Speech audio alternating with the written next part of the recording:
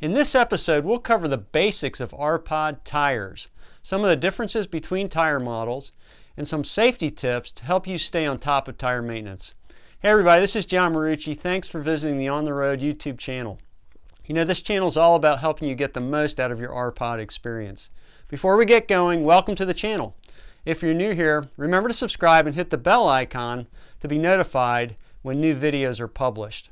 If you want to dive deeper, we put more content on Instagram and Twitter at John Marucci. So let's jump in.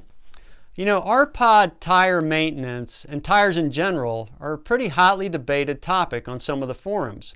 So here's some of the basics of R-Pod tires. First of all, wheel size. It's important to understand that there's both 14-inch and 15-inch tires and wheel sizes on different model years of R-Pods. Before year 17.5, you had 14-inch tires on the R-Pods, and after 17.5 and forward, you have 15-inch, and we'll talk about them more in a minute. But just remember that it's an important point to take as we go forward. So how do you read tire size? When you look at the side of your tires, there's a lot of markings on your tires. It's important to understand what they mean. For example, my tire has an ST 225/75R15. So let's dissect this for a little bit so we understand more of what it means. The ST is a trailer tire specifically. Now, trailer tires have a thicker sidewall so they can carry more weight. And they should always be inflated to the maximum PSI indicated on the tire. The 225 is the actual tire width in millimeters. The 75 is the tire aspect ratio. So this is a little bit challenging to understand, but it means that 75 is equal to 75% of the tire's width, the height of it. So if you take the height of the tire, divide it by the width, it's 75%. So a bigger aspect ratio, so more than 75, would mean that the tire has a larger sidewall. Okay, the R means it's a radial tire versus a D sometimes have bias ply tires. So just remember that as well.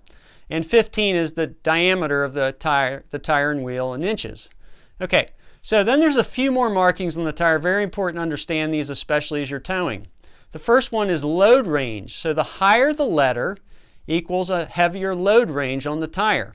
Now you'll usually see in the older 14-inch tires, you'll see a C, the letter C on the tire, and that is to be maximum PSI of 50 PSI, and it's going to have a lighter load range and a load bearing than the D as in dog, letter on the newer 15-inch tires. And those usually are max PSI at 65 PSI. So just remember that, different load range, the higher the letter, the better the load. Okay, now max tire load is another important thing to understand. And for example, on my R-Pod 2017-179, each tire, which is a D-rated tire, can hold 2,540 pounds per tire. So when you have two tires, you know, one axle and two tires, that means you can double that. So the 2540 becomes, 5,080 pounds as maximum load weight for those two tires. So when you're looking at your lower tire ranges, keep that in mind when you're talking about loading the trailer. Okay, the next thing we want to look at is speed rating. So this is very important for safety. So some of the older tires have a speed range maximum of 65 miles per hour. So you need to look, if you have an older R-Pod with 14-inch tires, you need to make sure you study that carefully and look for that maximum miles per hour. If it's only 65, you're really not supposed to exceed that. So if you like going 70, just be aware you're going higher than the official rating of that tire. Now the newer tires, the 15-inch tires on the other hand, have a 75 mile per hour rating, which may give you a little more cushion as far as speed. Now I go usually around 60 miles per hour when I'm towing, and I'm using a 15-inch tire with 75 mile per hour rating. So I have a lot of leeway and margin when I'm towing.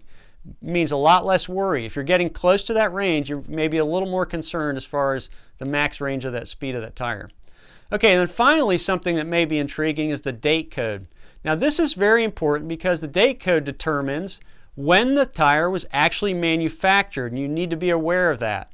You'll see a 4-digit number on your tire. For example, on my tire it says 4816. Now how do you decipher that? The 4816 is pretty simple actually. The first two digits are the week of the year, 52 weeks in a year. So this tire was manufactured on the 48th week, and the 16 is the year. Century year, so it's 2016. So my tires were manufactured on the 48th week, which is about November, right, late November of 2016 for my 2017 RPod 179. I bought my 2017 RPod 179 in early April of 17.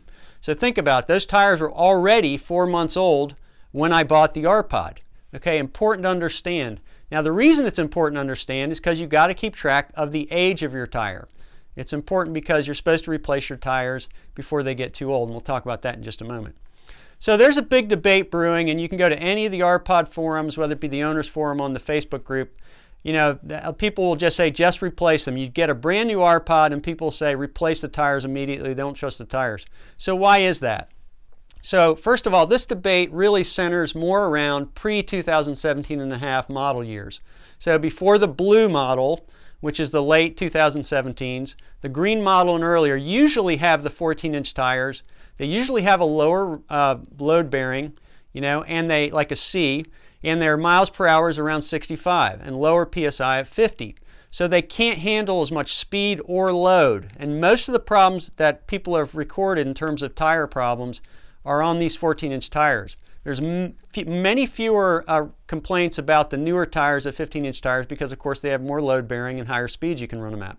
So it's just important to understand the difference between if you have a 14-inch tire you're dealing with on an RPod or a 15-inch. All right, and the speed ratings are very different. Again, just reiterating that for your own safety, understand the speed ratings of the tire and also the load range for those tires. Okay, the second debate that you hear a lot about is the nitrogen versus compressed air. So this comes up, and most people say nitrogen is just a marketing ploy. It doesn't matter. The RPod tires will come with nitrogen filled, and you can get nitrogen refill. You can go to a Costco, local Costco, and they will complimentary fill your nitrogen tires, which is great, and I do that regularly. I do keep nitrogen in my tires, not because I necessarily have to, but nitrogen is actually more stable. You actually have less pressure loss in the rubber. The nitrogen has larger molecules, so it'll actually work a little better. Remember that air is a high percentage nitrogen, 78% nitrogen, but the rest is oxygen, whereas nitrogen, you're just getting pure nitrogen in the tires. The other thing about nitrogen, you're going to have less moisture in the tires, so less corrosion on the wheel. So be aware there is a difference between using pure nitrogen filling of your tire versus air, only compressed air. And the debate rages and people throw out the nitrogen, but I'm actually a believer that it works pretty well. Okay, so let's talk about safety tips now. We talked about tires in general and some of the specifics of the ratings of the tires to be aware of. Now let's talk about some basic safety tips. The first one is you want to do a visual inspection before you take a trip, right? You want to look at your tires. It's one of the things you need to do before you leave. Check your tires out, visually inspect them, check for issues like sidewall damage, uneven wear, cracks, maybe some debris in your tire treads, or even any kind of nail or penetration. Just be aware of those things in your tires. You need to be very aware of it and check those every time you go out. Check your pressure, obviously. So you want to check your tire pressure. You should have a tire pressure gauge. If you don't, maybe make sure you check your tire pressure gauge. It should be to the max level. So if you have 50 psi or 65 psi tires, you should have those fully inflated when they're cold. Okay, that's the cold pressure that those tires should be inflated at. So just be aware of that and make sure you check that. One of the biggest problems people have with tires is if they're underinflated, especially trailer tires. You don't want to underinflate them. You have more problems with excessive heat and tire failure when you underinflate. So make sure you check your pressure when it's cold, and if you're doing pressure, checking your pressure when the tire happens to be hot and after use, you should add about 3 psi to that. And if it's a 65 psi, then it should be filled about 68. Okay, so that's really important stuff to understand, to know your tire pressures and understand what you're doing. The next thing that's very important, folks, if you're going to be traveling, is don't overload your trailer. Okay, you need to understand the load bearing of your tires, and if you're overloading your trailer, especially the 14-inch rims, and at that point, you got to know how much each tire should be able to hold, and don't overweight your trailer because it can cause damage to your tires as well. And of course, watch your speed. That's the other thing. If you're used to going 70, 75, and when you're driving your normal vehicle, but then you put your trailer on, you think you're going to go the same, please think again. For your own safety, especially if you're using 14-inch tires, watch that 65 mile an hour limit on your tire pressure, on your tire speed. And if you have the larger tires, you can go faster, but you probably don't really want to. Remember, try to enjoy the journey and don't go too fast when you're traveling with a trailer. Okay, now the last thing I want to talk about is consider purchasing a tire pressure monitor system. Now, a year or so ago, I bought the EEZ TPMS, tire pressure monitoring system, and have loved it. It's great. It gives you a regular feedback on the tire pressures and the temperature of your tire, so you can keep track of it as you're traveling. It just goes on the dash and it transmits that information to the unit on your dash, and you can easily keep track of your tire pressures as you're traveling. Great thing. Everyone who's had one that I know of has really loved this, and I do too. Highly recommend it. And you'll see a link for that product in our Amazon link in the description below. It's really nice to keep track of your tire pressures and temperatures as you're traveling.